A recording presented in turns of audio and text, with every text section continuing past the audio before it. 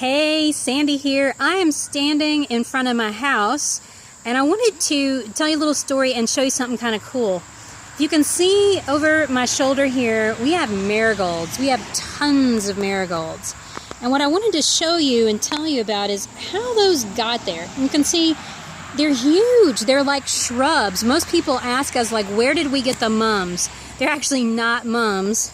Sorry, I've got a kitty cat. Give me some love here. They're marigolds. Several years ago, my mom decided she wanted to plant marigolds. So she bought some seeds and she bought some of those little jiffy pots and she started them indoors well early in the spring, and we planted them.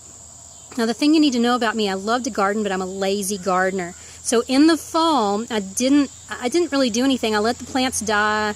The flowers all went to seed, and the seeds kind of scattered everywhere.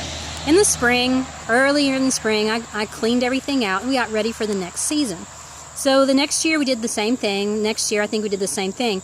About the fourth year, we started to notice there were marigold plants coming up in the flower bed, and we hadn't planted them. So in case you don't know, they're not supposed to do that. We call those volunteers around here. They just volunteered to come back even though they weren't supposed to. But here's the interesting thing. For the last probably, 3 or 4 years or so, we don't do anything, and this is what happens. These things just show up and they grow like crazy. They're like shrubs. They're huge. They're big, healthy plants, and they're awesome. We love them. Now, what the heck does that have to do with anything?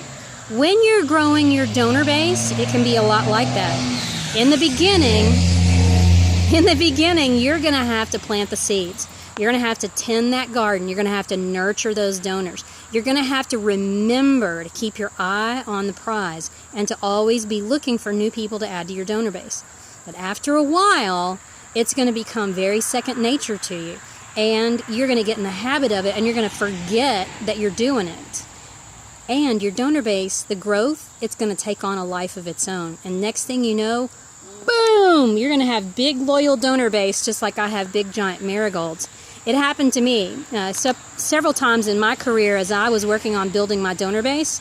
That's exactly what I wound up with, was the thing almost taking a life of its own.